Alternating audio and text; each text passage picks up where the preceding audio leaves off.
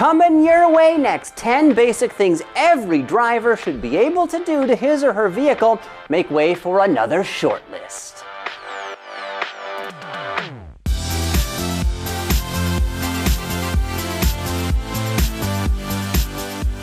How much do you know about the inner workings of your car or truck? I mean, it's all right if you're not an automotive engineer. Of course, if you are, this video probably isn't for you, because here are 10 basic things every motorist should be able to do. Unobstructed visibility is critical to safe driving. Helping ensure your vehicle's windshield is clear of precipitation and road grime is washer fluid. Unfortunately, it couldn't be simpler to keep the reservoir filled with plenty of this refreshing looking but poisonous liquid.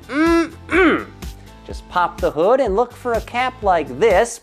They're usually blue for easy spotting. Then just pop it off and top her up. But fluid is only half the equation. Occasionally, you're going to need a fresh set of windshield wipers, which is, of course, point number 9 on this list. Luckily, it's also an easy task to swap them, as they essentially clip into place. To release a blade, there's often a small button that you push. Other times, they slide into a hook on the end of the arm.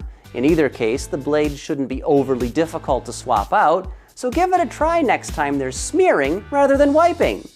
That sounds like a toilet joke. Moving on, another mission-critical vehicle component is engine oil, and it's super easy to check, provided you don't own an electric car, since they lack crankcases full of lubricant, or a modern BMW, which of course don't have dipsticks. Keeping an eye on the oil is a snap. Just make sure the vehicle's sitting on a relatively level surface, and if you just parked it, wait a few minutes, as the oil may not have completely drained back into the pan, which could result in a false reading. With all that out of the way, simply pull the dipstick out, wipe it off with a rag or piece of paper towel, and stick it back into the tube from whence it came. Then pull her out again and read the level. If the oil shows between the low and full marks, you're good to go. Now, this is a case where more is not better. Having an overabundance of oil in an engine can be just as bad as not enough. In fact, it can lead to aeration and many other issues. So basically, keep it between the marks and you should be all set. But if the engine is low on lube, every driver should also be able to top off the crankcase. Just locate the filler cap, which should look something like this, then pour a bit of oil down in there. Make sure it's the correct viscosity. No, not that. Wait a minute or so and check the dipstick again. To avoid overfilling, add small amounts until the correct level is achieved.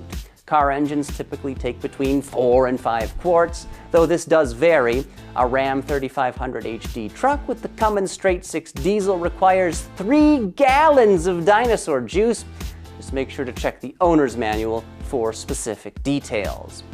But taking this a step further, you could also change the oil and filter, which usually isn't that difficult. If you can do this, sir or madam, you have just earned major do-it-yourself bonus points. Next, let's talk about the only part of your vehicle that should ever touch the road. Yes, that would be the tires. Point number 6, all motorists should be able to check their tire pressure.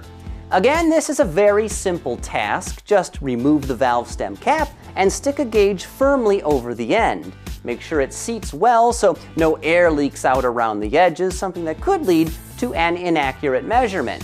Now, unless there are special circumstances, of course, it's best to maintain the factory recommended pressure, which is displayed on a placard, usually near the driver's side door jamb. Inflate or deflate as required. And while we're in this area, every driver should be able to change a flat tire, though unfortunately, temporary spares have become less and less common, replaced by space and weight-saving emergency inflation kits. Still, the ability to jack a vehicle up, remove an offending flat, and install a spare tire is an important skill to have, especially if you get a flat where cell phone service is not available. And remember, that's lefty tighty right, righty loosey. Just strip the threads and back off half a turn, you'll be fine. Also, add major bonus points if you're able to rotate those tires, a process that's a bit more time consuming, though the payoff, of course, is prolonged tire life. If your ride is newer, you'll probably also have to reprogram the tire pressure monitoring system so it accurately shows where each tire is located. Now, point number 4 on this list of things every motorist should be able to do is jumpstart a vehicle that has a dead battery. Of course, this requires a set of cables, a car or truck that's fully charged, and a little bit of know-how. When attempting this, the most important thing is making sure you do not mix up the leads. A positive terminal must connect to a positive terminal, negative to negative. If you switch them around, very bad things will happen. A helpful hint to prevent this is that the color red is associated with positive and black with negative.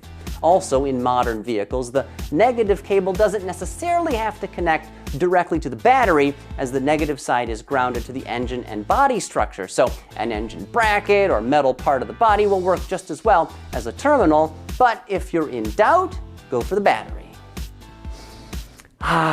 Fresh air is a wonderful thing. It's as necessary to life as it is to your engine. You see, without a free-flowing supply of oxygen, internal combustion simply cannot take place, and that's why it's important to keep tabs on your vehicle's air filter.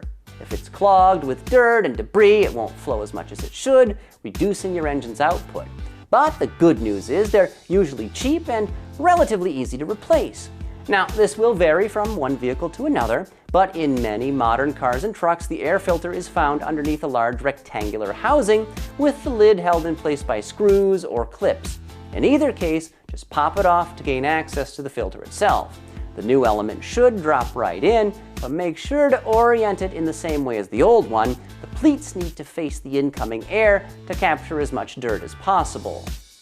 Many vehicles are also equipped with cabin air filters, and they clean the air before it enters the HVAC system. Depending on make and model, these can be easier or much harder to replace than an engine air filter, but give yourself even more bonus points if you're capable of this maintenance item. Next up, point number 2, every driver should be able to inspect their car or truck's serpentine belt. Provided the part in question isn't concealed by layer after layer of plastic shrouds, it should be a snap to give a quick once-over. If the belt shows heavy abrasion, cracking across the grooves, lengthwise tearing, or other obvious signs of damage, you'll want to replace it sooner than later. And award yourself some super bonus points if you can tackle this job on your own. In theory, the process is simple, but it often feels like you need 2 extra sets of hands to get the belt positioned exactly where it needs to be with the tension released. And remember, proper routing is critical for all accessories to function. Finally, every driver out there should be able to give their engine's cooling system a good once-over. Critically important, yet often ignored, like that exercise equipment you bought around the holidays in 2007, cooling systems have to cope with scorching summer heat and Arctic cold. Keep an eye out for swelled, chafed, cracked, or weeping hoses. They are fixing to burst, which will leave you stranded. Also, make sure there's enough coolant in the overflow reservoir. Add more as required. And of course, if it looks like the antifreeze is discolored or rusty, that means the cooling system is long overdue to be flushed out. Something you can do yourself if you fancy earning even more bonus points.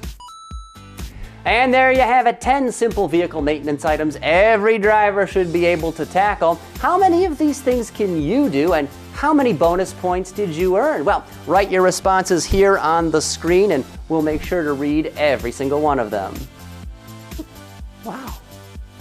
Anyway, thank you for watching this not-so-short list, and as always, make sure to follow the manufacturer's recommended maintenance items for your particular vehicle.